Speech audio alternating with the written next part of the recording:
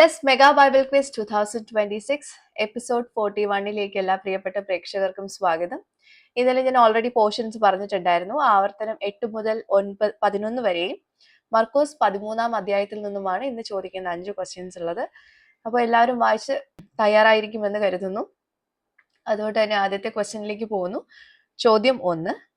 പുതിയ നിയമത്തിലെ പാഠഭാഗത്ത് 4 അക്ഷരമുള്ള ഒരു പദത്തിന്റെ അവസാനത്തെ ചില്ലക്ഷരം മാറ്റിയിട്ട് മറ്റൊരു ചില്ലക്ഷരം ചേർത്താൽ ഒരു സംഗീത ഉപകരണത്തിന്റെ പേര് ലഭിക്കും. ഏതാണ് ആ പദം? സംഗീത ഉപകരണം ഏത്? അപ്പോ ഈ സംഗീത ഉപകരണം ബൈബിളിൽ പരാമർശിച്ചിട്ടില്ല. പക്ഷെ നിങ്ങൾക്കത് ആ പേര് കാണുമ്പോൾ തന്നെ നിങ്ങൾക്കത് മനസ്സിലാവും കേട്ടോ. അപ്പൊ നിങ്ങൾ ചെയ്യേണ്ടത് ആ പദം ഏതാണെന്നുള്ളത് എഴുതുക. സംഗീത ഉപകരണത്തിന്റെ പേര് അതിൽ നിന്ന് മനസ്സിലാക്കി എഴുതുക കേട്ടോ. പുതിയ നിയമത്തിലെ പാഠഭാഗത്ത് 4 അക്ഷരമുള്ള ഒരു പദത്തിന്റെ അവസാനത്തെ ചില്ലക്ഷരം മാറ്റിയിട്ട് മറ്റൊരു ചില്ലക്ഷരം ചേർത്താൽ ഒരു സംഗീത ഉപകരണത്തിന്റെ പേര് ലഭിക്കും. ഏതാണ് ആ പദം? സംഗീത ഉപകരണം ഏത്? രണ്ടാമത്തെ ചോദ്യം.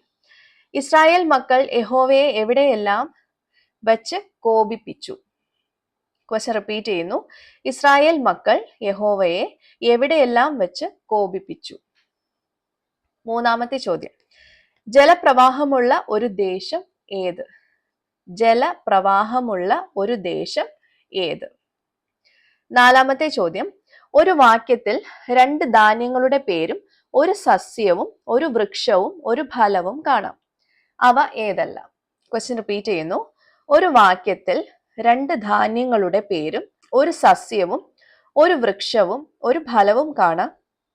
അവ ഏതെല്ലാം? അഞ്ചാമത്തെ ചോദ്യം. നമ്മുടെ ദൈവമായ യഹോവയുടെ 5 പേരുകൾ ഏവ? ഒരു വാക്യത്തിൽ നിന്നുള്ളതാണ് കേട്ടോ. നമ്മുടെ ദൈവമായ യഹോവയുടെ 5 പേരുകൾ ഏവ? അപ്പൊ ഇതാണ് ഇന്നത്തെ 5 ക്വസ്റ്റ്യൻസ്. എല്ലാവരും പോർഷൻസ് വായിച്ചിട്ടുള്ളത് കൊണ്ട് തന്നെ ആൻസേഴ്സ് ഇപ്പോഴേ കിട്ടിയിട്ടുണ്ടാവുമെന്ന് കരുതുന്നു. എന്തായാലും താഴെ കാണുന്ന വാട്സപ്പ് നമ്പറിലേക്ക് നിങ്ങളുടെ ഉത്തരങ്ങൾ വേഗം അയച്ചോളൂ. നിങ്ങളെ കാത്ത് ഒത്തിരി സമ്മാനങ്ങൾ ഇരിക്കുന്നു. നമുക്കിതിന്റെ ആൻസേഴ്സ് നാളെ റിവീൽ ചെയ്യുന്നതായിരിക്കും. അപ്പോൾ ആൻസേഴ്സുമായിട്ട് നമുക്ക് കാണാം. Till then, it's me, Angel, signing off. Bye and take care.